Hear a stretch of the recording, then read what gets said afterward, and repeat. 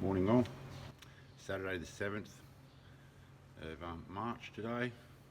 Ho ho ho, off to work I go. It's all good.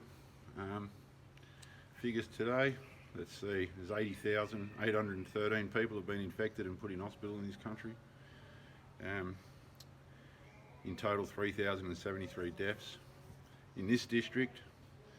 So we've had 67,666, which is up 74 from yesterday that have been admitted to hospital. 2,959 people have passed away. That's up 28 from yesterday. So it was 31 yesterday, so it's better than yesterday, I suppose. 1,405 people recovered and were released from hospital in the last 24 hours, so that's all cool. And yeah, it's not a bad day here today. A list came out yesterday of cities that are going to be released from lockdown in the next sort of month. However, my city wasn't included. We're too close to Wuhan. We're part of Wuhan. It looks like we're going to be in lockdown until at least the 15th of May. That's a guesstimated date. So yeah, I've got another fair while of putting up with this. Anyway, so it's going to get pretty hot by then. I suppose the government had their big powwow with the health officials yesterday in Canberra on Friday. They've probably all gone home for the weekend and enjoying their time off. National crisis, but doesn't really matter to them. They still get their weekends off. Oh look, we have some cigarettes. Cigarettes. I'm going to chase these ladies. What have you got? Say hello. Say hello. Good girl. Yeah, so their spirits are up. No one really too phased about it anymore. It's become part of life for all of us, and that's the way it is. So, I'm still concerned about Australia and their efforts and their lack of effort to actually put anything in place. We've been in lockdown for 5 odd weeks now, and although we can start to sort of move around here, the guards have been a bit more relaxed with the rules. A few more people were found ill yesterday in our building, so we have to wait till they get better, and then another 14 days after that, so that's a little bit unfortunate. I think I might hunt them down and throw them over the fence and move them on, mate, because yeah, it's tedious, it's depressing, but you try and keep your spirits up, and that's all we can really do. Here's my pretty little guard. She's up at the front gate, guarding the front gate. The book that they all sign into. Look, she's the only guard that lets me look out the door. Hello, beautiful. So there's the hospital over there. Nothing really to look at. Oh, here's the cigarette lady.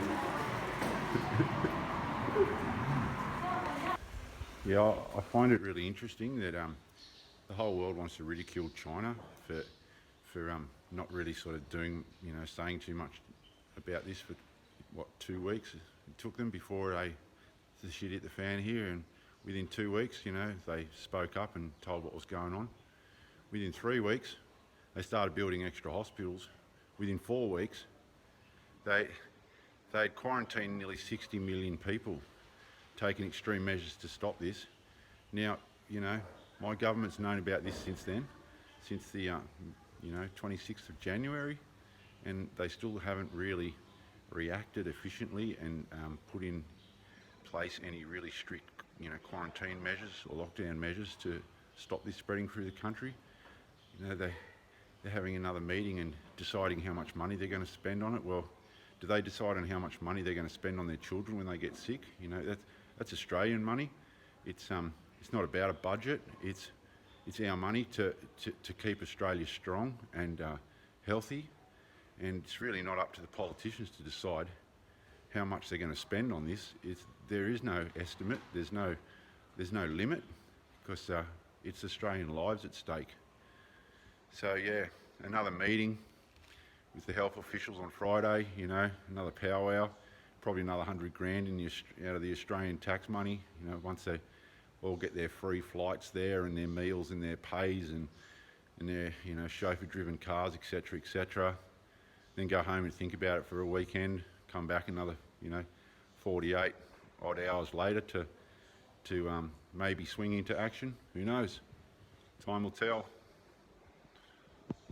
Yeah, all that time wasting in meetings and you know, things that they go on about, and that could be money well spent on medical supplies and masks and things like that, you know, to kit up for this problem. Definitely shouldn't be spent on people deciding, you know, we should have already had a kitty ready for this sort of problem to outbreak in Australia. Everybody's known about the risk of an infection like this for years and years. However, you know, it's okay to go and give sports grants out to your friends and give regional grants to North Sydney Swimming Pool for $10 million.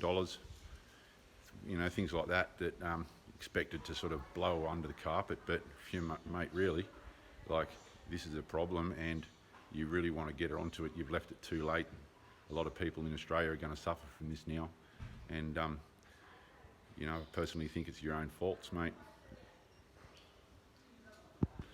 Yeah, and guess what else I read? The Americans have freed up $10 billion towards fighting this in America.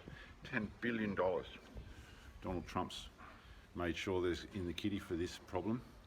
In Australia, $1 billion. The federal government's going halves with the states in it, so they're only really paying $500 million. So if they think that's going to be enough to solve this problem, well, good luck to them, mate. Because I'd say China spent more than that on these 30 million people around here in the first few weeks, after knocking up a few hospitals and putting so many ill in medical care, and all the extra police and the military that had to come and help out. Yeah, there's no figure, mate. There's no figure. It's Australian people's money. It's not your money. You might hold the checkbook, mate, but you're not the boss, okay? It's us, the people, the taxpayers. It's our money. If we need it for an emergency, well, tough luck, mate. Yeah, so where are you going to quarantine everybody? What are you going to send them to Christmas Island or a ex-mining town up in the Northern Territory maybe? Or, hey, you could probably use Norfolk Island. That used to be a prison. In Tasmania, that used to be a prison too. You chuck a few 100,000 people there, I suppose, if the shit hits the fan. Because the hospitals ain't going to cope, and you're obviously not going to build any extra facilities for them. And half of the medical staff will probably end up wanting to go on holidays because they won't want to get sick. But, hey, you're onto it. All good, no worries. Sweet. You might think I'm critical, you might think I've got a big mouth, and you might think I say too much, but the fact of the matter is, you know, you guys left me here, you left me on my own, you abandoned me, left me in the middle of China, in the absolute worst place in the whole world possible with this. You haven't contacted me. You told me that I was on my own and that don't expect any help. So I've got every right to be critical. You can say what you like now. However, I've dealt with it. I'm dealing with it. You still haven't contacted me.